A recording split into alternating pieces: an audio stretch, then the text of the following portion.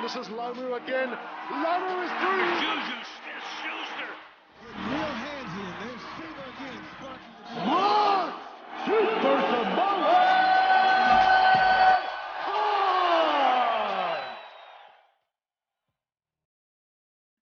Welcome to another episode of Inside the Grind. I am your host, Serafina Maulupe. I am so excited about today's episode. First off, this guy is a beast. He's a New Zealand MMA fighter, currently competing in the heavyweight division in the UFC. I'd love to introduce Justin Tafa.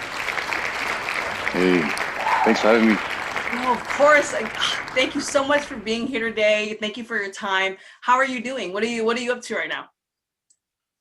I think it's 1 o'clock in the afternoon here, so nothing much. I trained this morning and just chilling now. Nice. How is training going? Yeah, good. I just a little conditioning set this morning. Nice. Oh, wow. Okay. Well, one, my show, I'm just so excited to dive into your story. I'd love to start off with you growing up in New Zealand. How was that? Yeah, it was good. Pretty rough, Mm-hmm. My neck of the woods were pretty rough, but it was good. It taught you a lot of things that school doesn't teach you, like if you talk smack, you get hit. Yeah, but I know you played rugby as well prior to your fighting career. Are you able to elaborate for us on that experience for you? Yeah. That was like my first passion there. Like was playing rugby, and I wanted to be an All Black when I was young, just like any other young New Zealander. And Mm-hmm.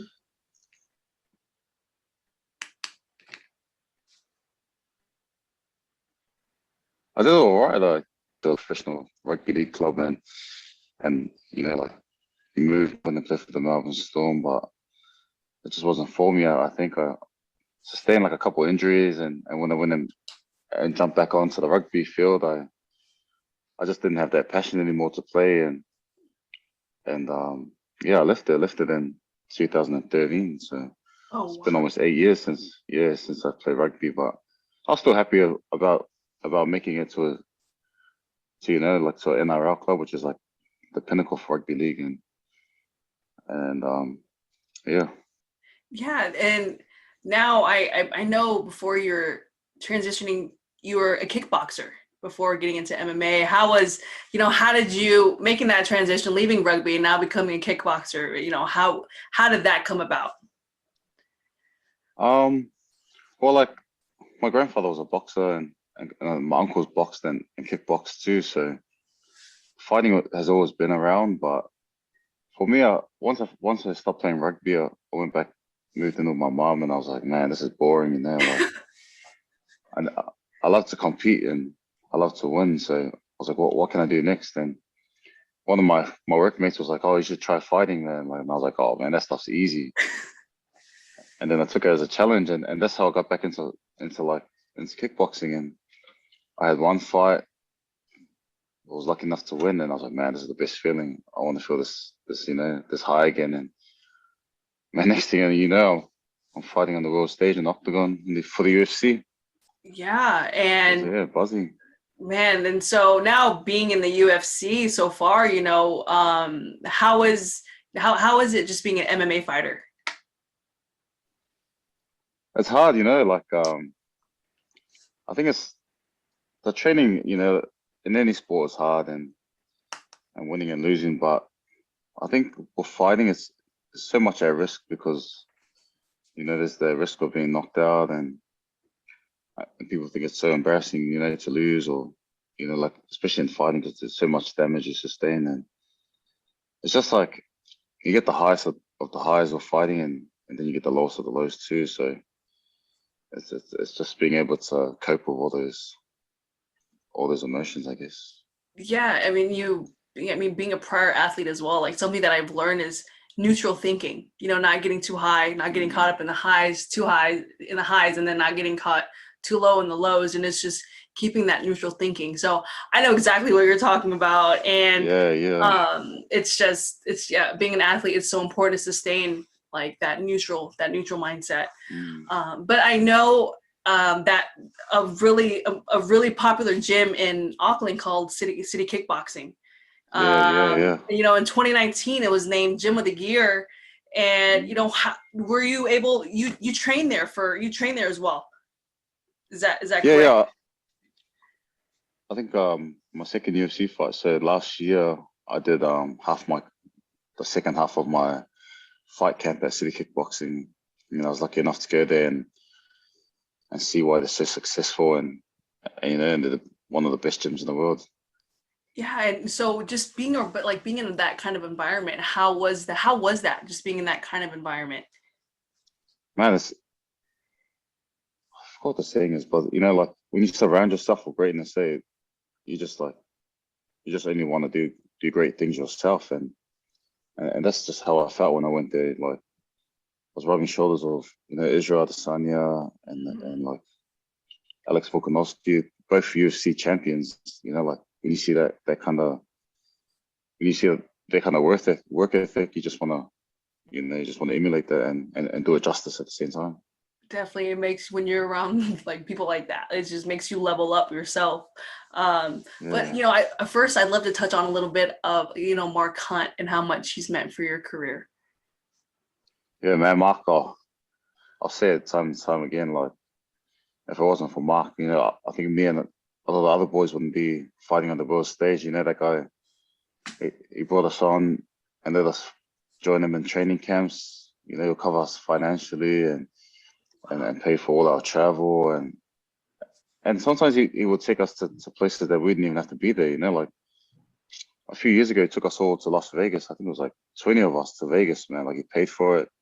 He got a mansion and then like not even that, like gave us money to go spend and enjoy ourselves and like really experience what it's like to have the perks of being a successful pro fighter. And it's like, man, you guys can live it. If I can live it, you guys can live it. And it kind of like made these big dreams like so realistic that it wasn't, like out of our grasp. Or I think of like especially with Islanders, like we love to be humble people, but at the same time, like we kind of cross that line where we want to dim the light because it's too bright, and yeah, he was like, man, look, if I can do it, you can do it.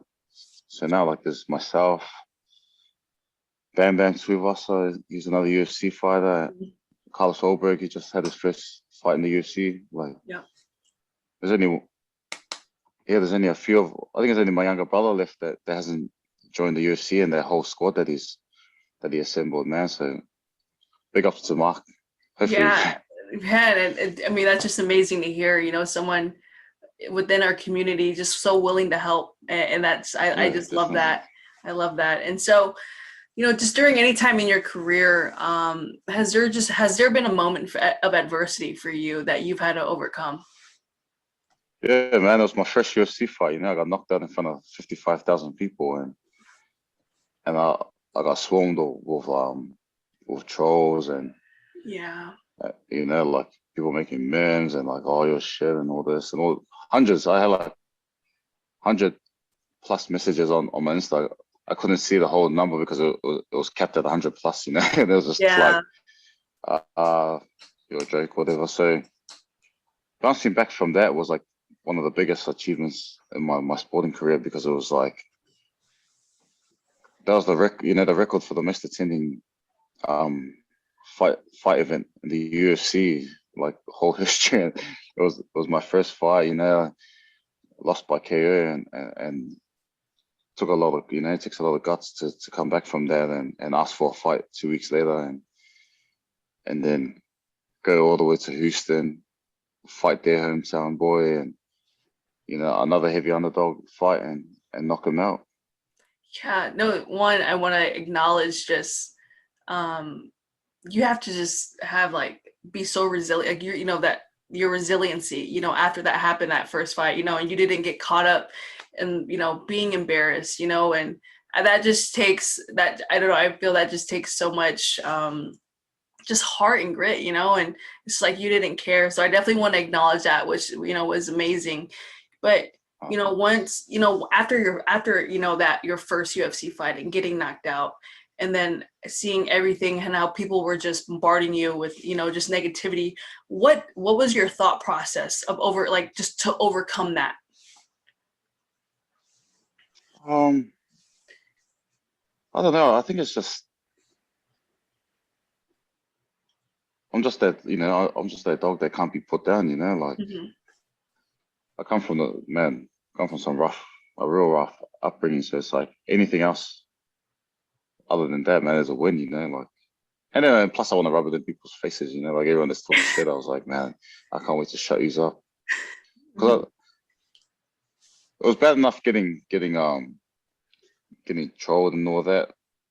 But it was when I was getting trolled by like fellow Samoans, I was like, fuck, really? Like I'm out here trying to put our name on the map, and you guys are like, oh, you're a disgrace to our people and all this. And I'm like, bro, you didn't even do anything.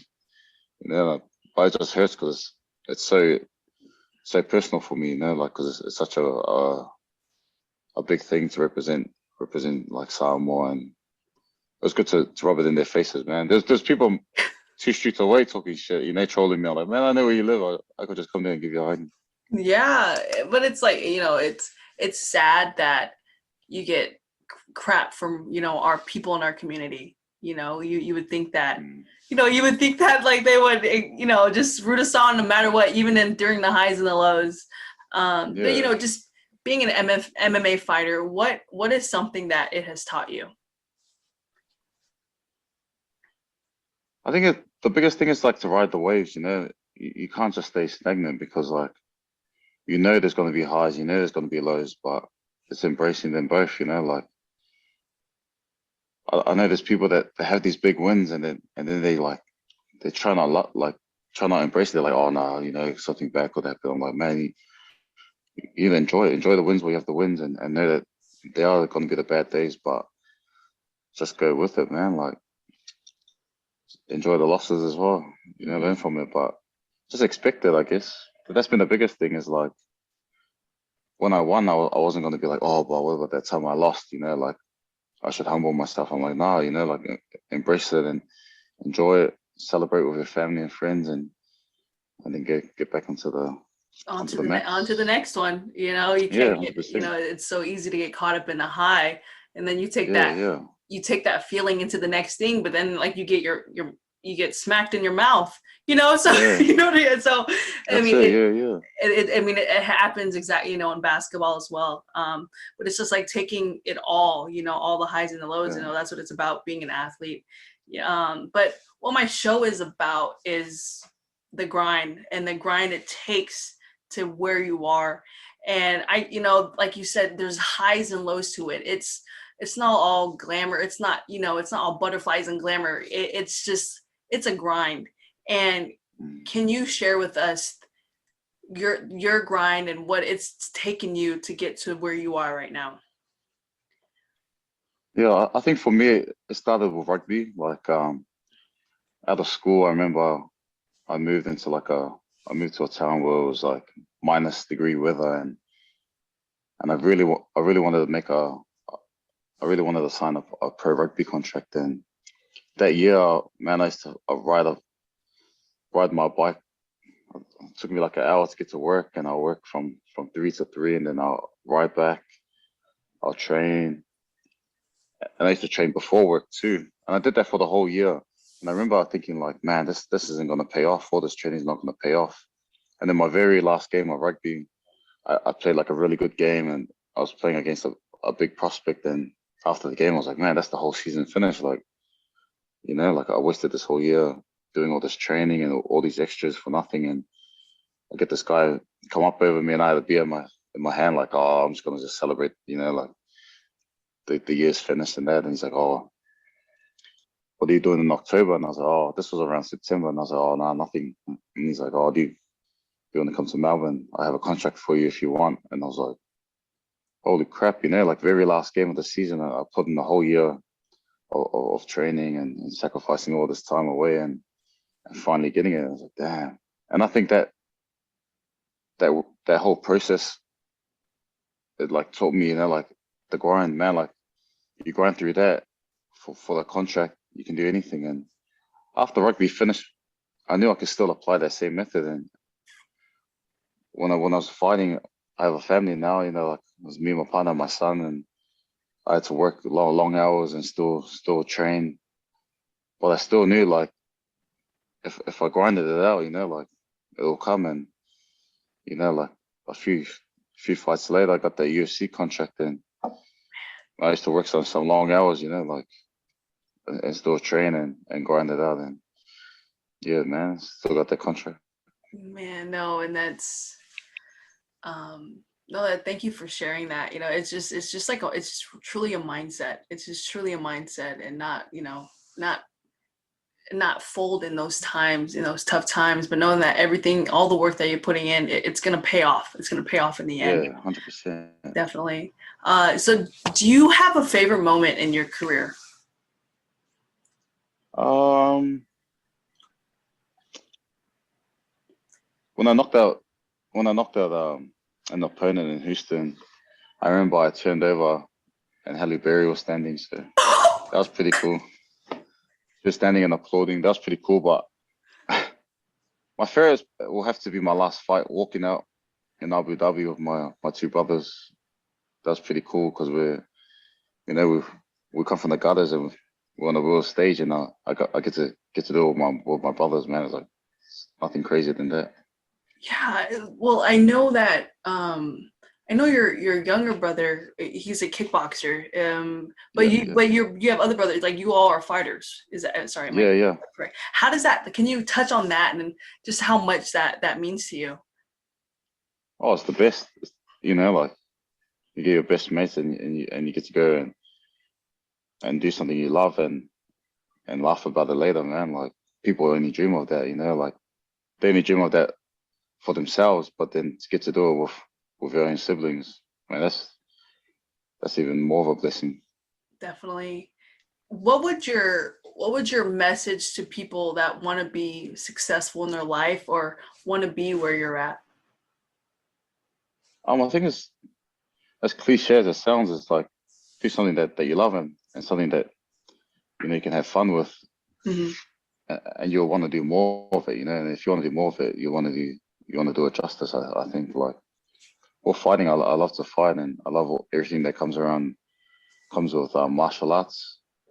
So like when I'm going through these real hard camps, at the end of the day, it's something I love and something I have fun with. So you know, it's something I enjoy and want to do more of.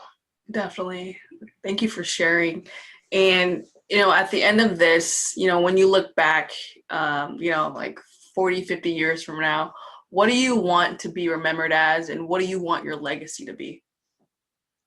For me, it's to know that like you know I was someone that represented my people well and my family well, especially the values that Samoans value so much. You know, with respect and serving our families and our culture well and our God. Like that's the biggest thing. Like when they see me, they're like, oh man, that guy, he held himself in like a chiefly manner. And when they see me, they're like, oh man, are other Samoans like that? You know, like are they respectful? Are they kind? Are they warriors? You know, and that's the kind of legacy I want to leave behind when I'm done with fighting. Definitely. And of course, you know, what would your overall goal be? What is your overall goal? It's probably to get like as many knockouts as I can in my career. Yeah. Do you have a number that you want or you're shooting for, or it's just Oh, I don't know. Maybe 21. 21? Okay, 21. And what is that? You know, I'm curious. What is that feeling of knocking someone out? Because one, I've never. How was that feeling? You know, I've never felt Oh, that. it's the best. You know, like I don't know. I don't want to sound like a psychopath or anything, but it's the best. You know, like Yeah, you throw a punch and you know, and you connect, and you know, you put the right shot in, the money shot, and see them fold, and the crowd go wild. This is the best feeling. best feeling. No, thank you for sharing, because I've never. I don't know what that feels like. So no, but so we're just, you know, we're getting the home stretch of things, and I'd love to do some rapid fire questions. So the first thing that comes to mind. Okay, first one is there a show that you are currently binge watching? Yeah, it's Ozark right now. It's Oh, crazy. It's a show on Netflix okay. about some accountant that's trying to embezzle money for the cartel or something. Uh-oh. But yeah, that's a Okay. good one. I've heard of that one. Okay. The second one, top 3 favorite artists. Like music artists. Music artists, yes. I love my Aussie rap. My 1-4 HP Boys, Mellow Downs. But like international, I love J Cole, UB40, and PG. Nice. Okay, okay. Third one. If you could have dinner with 4 goats, well, 4 people. It could be anyone, past or present. Who would those 4 people be? Hmm. Um, Probably like Michael Jordan, maybe Okay. one. Uh, Damn. Derrick Rose. I Derrick like Derrick Rose. Rose. Okay. He's my man. Okay. Muhammad Ali and One more. Jenna Lomu, Who? the late Jenna. Jenna Oh, Lomu, yes, Johnny yeah. Lomu. Okay, awesome. Well, I love the fact that there's 2 basketball players in that. You know, you got MJ, you got D-Rose, but that sounds like a great group. Fourth one, what is the best advice you've ever received? I think it's, I don't know, the best advice. Take each day as it comes. I think that's the best one. Oh, that's a good message. That's a good message. Fifth, what is the biggest lesson you've learned in the past 12 months? Count your blessings, especially with all this COVID stuff. Took for advantage a lot of things like travel and seeing your family members and everything. Like before, flying to New Zealand was like only a couple of hours away. Now it's like a whole process to get behind, and 4 weeks of quarantine or something. Yeah. No. So yeah, counting my blessings now is definitely. Amen to that. Amen. Okay, last question. I want to continue to highlight our Pasifika athletes. Who is someone you'd like to see on the show? Oh, heaps of people. Maybe for myself, the other UFC fighters, Carlos Oberg, Okay. Bam Tuivasa. Get those Okay. guys on board. It'd be good. It'd be good to see. Okay, awesome. I think the cameras will love to see Carlos Oberg actually. So get him on. Oh no, for sure. Okay, I will make that happen. But Justin, I want to say thank you so much for joining me on my show. I just hope your story will inspire and give hope to anyone listening to this. Show them that they can achieve anything they set their mind to by putting in the work, just committing and dedicating themselves to become the best that they can be, and just trusting the process. Thank you all for tuning into Inside the Grind. Again, thank you so much, Justin. Thank you. Thank you for having me.